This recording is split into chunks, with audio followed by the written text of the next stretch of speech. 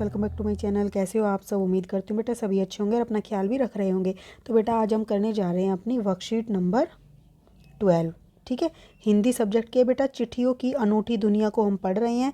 8th class के बच्चों के लिए 5 तारीख की है। ठीक है, तो चलिए बेटा स्टार्ट करते हैं इसको पढ़ना।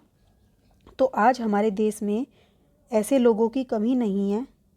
ठीक है, देखो आज हमारे देश में ऐसे लोगों की कमी नहीं है जो अपने पुरखों की चिट्ठियों को सहेजकर और सजोकर विरासत के रूप में रखे हुए हों, या फिर बड़े बड़े लेखक, पत्रकारों, उद्यमी, कवि, प्रशासक, सन्यासी या किसान, इनकी पत्र रचनाएं अपने आप में अनुसंधान का विषय हैं। ठीक है, तो ये सारी क्या है बेटा, अपने आप में एक अनुसंधान का विषय जो कि वो लिखते थे, बातचीत बताते थे उस समय की, हमें उनसे पता चलता है उस समय के बारे में।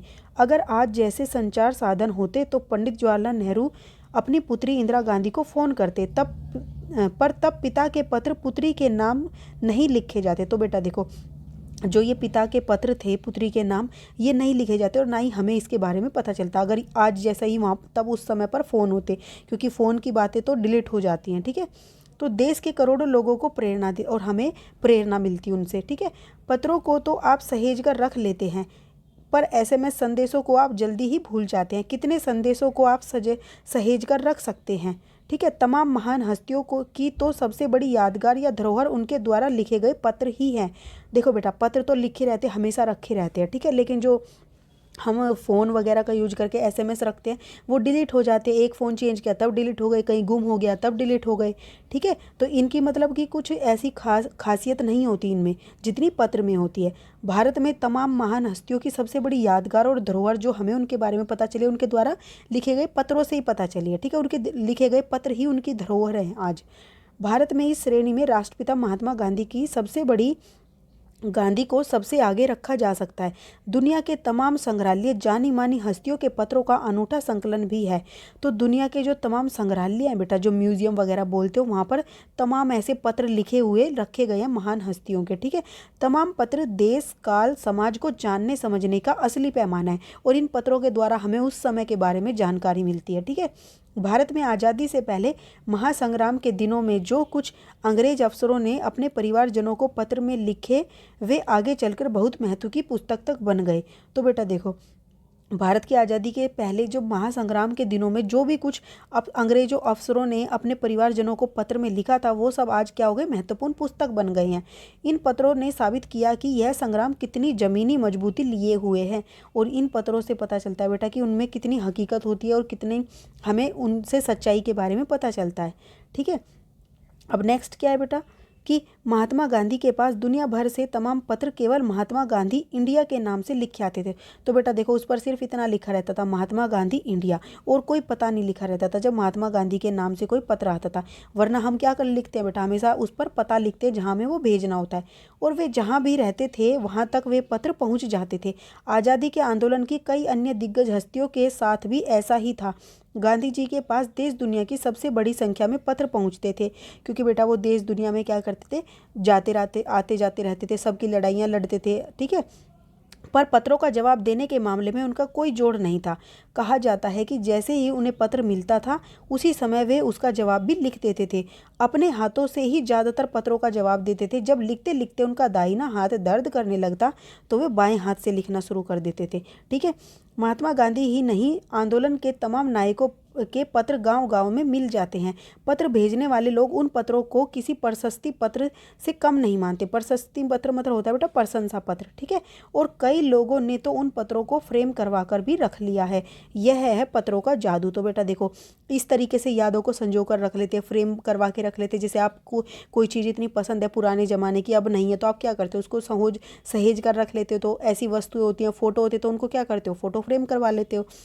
यही नहीं, पत्रों के आधार पर ही कई भाषाओं में जाने कितनी किताबें लिखी जा चुकी है। तो एक पत्र पढ़ा और उसी को दूसरी भाषाओं में क्या है बेटा, मतलब कि कन्वर्ट करके, ट्रांसलेट करके बताते हैं। ठीक है, अब इसके शब्दार्थ कर लेते हैं। आज आपने कुछ नए नए वर्ड्स जाने हैं बेटा। यहाँ पर पुरखों मतलब क्या होता है, पूर्वज, जो हमारी पीढ़ियाँ। ठीक है, और संजोकर होता है संभाल कर।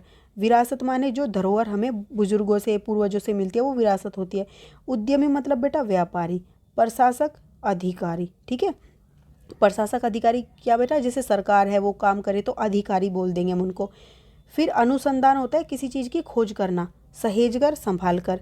तमाम मतलब होता है सभी, तमाम ये चीज़ें, तमाम वो चीज़ें, यानी कि सभी चीज़ें। दिग्गज माने महान। हस्तियों मतलब नामी लोग जो होते हैं, जिनका नाम होता है काफ़ी। संकलन मतलब होता है बेटा इकट्ठा करना, ये वर्ड याद रख लेना, ठीक है।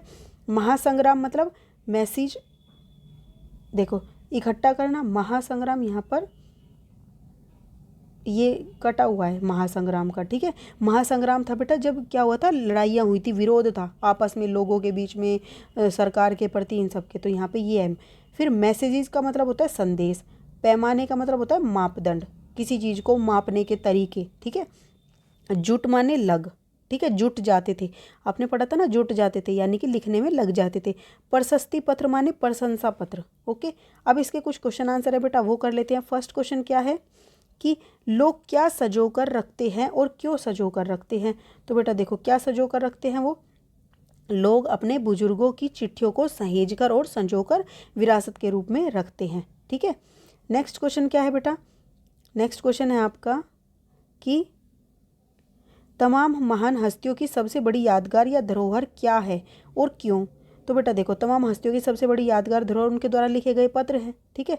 तो आप क्या लिखोगे, आप लिखोगे तमाम हस्तियों की सबसे बड़ी यादगार या धरोहर उनके द्वारा लिखे गए पत्र हैं, क्योंकि इन्हीं पत्रों की सहायता से हमें उस समय के देश काल और समाज को समझने की जानकारी मिलती है, ठीक है। नेक्स्ट क्वेश्चन क्या है, दुनिया भर से सभी पत्र महात्मा गांधी के लिए किस पते पर आते थे और क्यों। तो बेटा हमने अभी पढ़ा कि ऐसे कोई पर्टिकुलर पते पर नहीं आते थे, तो हम क्या लिखेंगे, हम लिखेंगे दुनिया भर से सभी पत्र महात्मा गांधी के लिए केवल महात्मा गांधी इंडिया लिखे आते थे।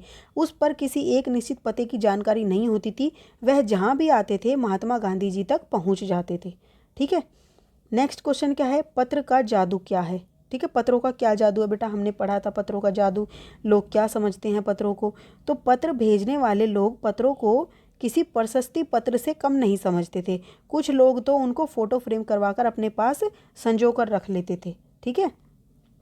नेक्स्ट बेटा एक गतिविधि दी गई है आपको यहाँ पर, जिसमें बोला गया है कुछ शब्द या शब्दांश अन्य शब्दों के साथ जुड़कर क्या करते हैं, नए शब्द बनाते हैं।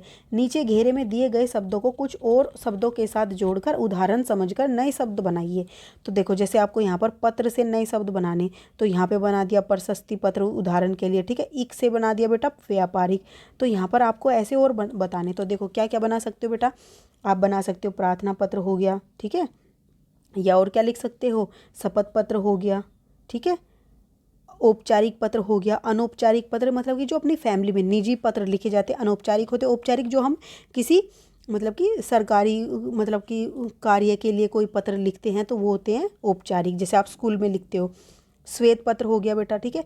श्वेत पत्र होता है जो सरकार अपना कोई मतलब कि कुछ भी जानकारी देना चाहती है तो वो श्वेत पत्र के थ्रू देती है। और शपथ पत्र जब कोई सरकार मतलब बनती है तो उस समय पर वो शपथ लेती है, ठीक है। ऐसे ही बेटा नेक्स्ट इक से बनाना है, जैसे कि व्यापारिक, और क्या बन सकता है, सामाजिक, आर्थिक, वैज्ञानिक, नैतिक और कार्तिक। आप नाम भी लिख सकते हो किसी चीज़ का, कुछ भी लिख सकते हो, बस पीछे क्या आ जाना चाहिए, पीछे आपका इक लगना चाहिए, ठीक है। जैसे सामाजिक, आर्थिक, वैज्ञानिक, नैतिक और कार्तिक, ठीक है। तो इस वीडियो में बेटा इतना ही, अपना नेक्स्ट टॉपिक हम अपनी नेक्स्ट वीडियो में करेंगे। तब तक के लिए ऐसे हंसते रहिए, मुस्कुराते रहिए, पढ़ते रहिए और आगे बढ़ते रहिए। Thank you.